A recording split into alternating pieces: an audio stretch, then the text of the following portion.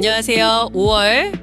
정말 자영업자분들 종합소득세 신고 때문에 바쁘시죠? 네. 그래서 오늘 저희가 좀 국세청 자료나 실제 사례 같은 걸 보면서요. 자칫 놓치기 쉬운 세금 신고 포인트들, 그런 걸 좀 짚어보려고 해요. 네, 좋습니다. 매년 하는 신고지만 또 항상 새롭고 어렵게 느껴지시잖아요. 맞아요. 그래서 불필요한 세금 더 내시거나 아까운 공제 놓치는 일 없도록 저희가 중요한 정보만 쏙쏙 뽑아드릴게요. 바로 시작하죠. 역시 제일 궁금한 건 그거 같아요. 경비 처리. 사무실 임대료나 통신비 같은 거야 당연히 사업 비용인데 어디까지 인정될까 이게 좀 애매한 것 같아요. 자료 보니까 생각보다 깜깜하게 보던데요. 맞습니다. 가장 중요한 건 역시 업무 관련성. 이걸 얼마나 잘 보여주냐 그거죠. 개인식비라던가 가족들 통신비 아니면 갑자기 명품을 산다던가 이런 건 당연히 안 되고요. 그렇죠. 특히 그 3만 원 넘는 지출 있잖아요. 그거는 꼭 적격 증빙. 그러니까 세금 계산서, 카드 영수증 아니면 현금 영수증 이게 없으면 경비로 인정받기가 어렵습니다. 이게 기본 중에 기본이에요. 국세청 사례 중에 그런 거 있었어요. 직원이 없는데 여비교통비나 복리후생비를 막 많이 신고했다가 나중에 세금 더 내게 된 경우요. 이게 딱 말씀하신 업무 관련성 입증 실패네요. 정확합니다. 네, 그런 걸 막으려면 아예 처음부터 사업용 계좌랑 카드를 딱 분리해서 쓰시는 게 좋고요. 현금 쓰셨으면 귀찮더라도 현금 영수증 꼭 받으시고요. 만약에 좀 애매하다 싶으면 관련 메모나 사진, 이메일 같은 거라도 남겨두시는 게 나중에 혹시 소명할 일 생기면 정말 큰 도움이 됩니다.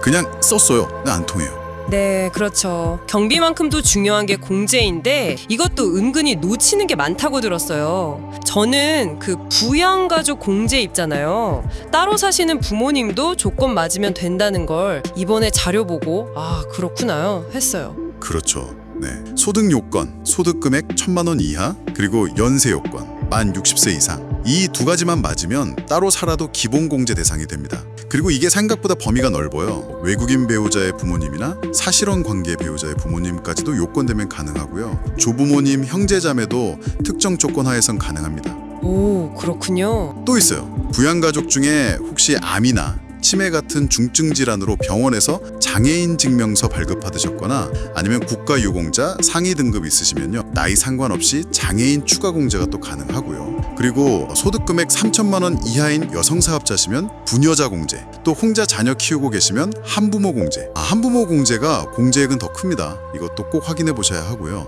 그리고 기부금, 본인이나 부양가족 기부금도 빼놓으시면 안 되죠. 챙길 게 정말 많네요. 그리고 소득 종류를 잘못 신고하는 실수도 꽤 있나 봐요. 예를 들어서 여러 군데서 계속 강의를 하시고 받은 돈을 그냥 기타 소득으로 신고하셨다가 나중에 국세청에서 이건 계속적이고 반복적인 거니까 사업소득인데요 해서 가산세까지 내셨다는 사례가 있더라고요. 그렇습니다. 그게 사업소득이란 기타 소득을 나누는 아주 중요한 기준이에요. 고용관계가 없더라도 계속성, 반복성이 보이면 그건 사업소득으로 봐야 합니다. 반대로 부동산 계약이 해지돼서 받은 위약금처럼 일시적인 소득은 기타 소득인데 이걸 또 누락하는 경우도 많고요. 국세청에서도 그래서 특허권 양도소득 같은 기타 소득이나 사업용 다산 처분 이익 같은 사업소득 아니면 요즘 많이 하시는 해외 플랫폼에서 번 외화 수입 같은 거 이런 놓치기 쉬운 소득 유형들을 미리 알려주고 있어요. 홈택스 들어가시면 신고도움 서비스라고 있거든요. 거기 신고 시 유의사항에 이런 내용들이 잘 정리되어 있으니까 신고 전에 꼭 한번 보시는 게 좋습니다. 정말로요. 네, 사업 규모가 좀 크신 분들은 또 신경 쓸 게 더 있잖아요. 예를 들어서 수입 금액이 5억 원 넘는 한의원 이런 경우는 성실신고 확인 대상자라고 하던데요. 이건 뭔가요? 네, 맞아요. 업종별로 기준 금액이 좀 다른데요. 예를 들어 도소매업은 15억, 제조업이나 음식 숙박업은 7.5억, 그리고 서비스업이나 한의원 같은 전문직은 5억. 이 기준을 넘으면 성실신고 확인 대상자가 됩니다. 이건 뭐냐면 세무대리인, 그러니까 세무사님한테 장부 내용이 맞는지 경비는 제대로 썼는지 이런 걸 확인받아서 신고해야 하는 제도예요. 신고 기한도 6월 말까지로 한 달 더 길고요. 일종의 검증 절차군요. 그렇죠. 대신 확인받는 비용 일부를 세액공제해주거나 의료비, 교육비 공제 같은 추가 혜택도 줍니다.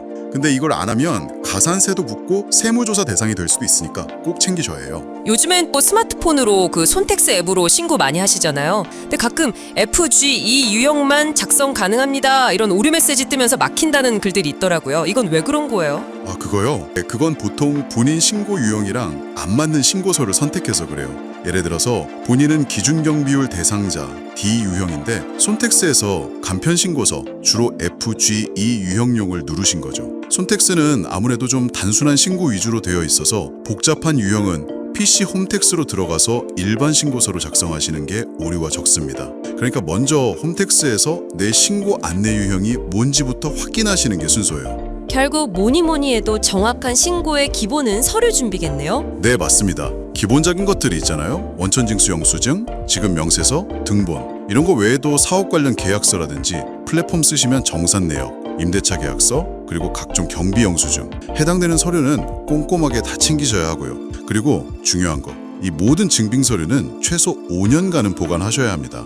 이것도 잊지 마세요. 네, 오늘 자영업자분들 종합소득세 신고할 때 놓치기 쉬운 점들 쭉 한번 훑어봤습니다. 정리해보면 경비는 업무 관련성 입증, 이게 정말 중요하고 그렇죠. 숨어있는 인적공제 잘 찾고 소득 종류 정확히 구분하고 또 나에게 맞는 신고 방법을 따라야 한다. 이 정도겠네요. 네, 정확합니다. 그리고 아까 말씀드린 국세청 신고보험 서비스 정보 잘 활용하시고요. 평소에 증빙자료 관리만 조금 더 신경 쓰시면 훨씬 수월하게 신고 끝내실 수 있을 겁니다. 네, 오늘 저희가 나눈 이야기들이 여러분의 5월 종합소득세 신고에 정말 실질적인 도움이 되셨으면 좋겠습니다. 여기서 한 걸음만 더 나아가서요. 혹시 내년 절세를 위해서 지금부터 좀 바꿀 수 있는 회계 습관이나 사업 구조는 없을까? 이런 고민 한번 해보시는 건 어떨까요? 저희는 다음 시간에 더 유익한 정보로 찾아뵙겠습니다. 감사합니다. 네, 감사합니다.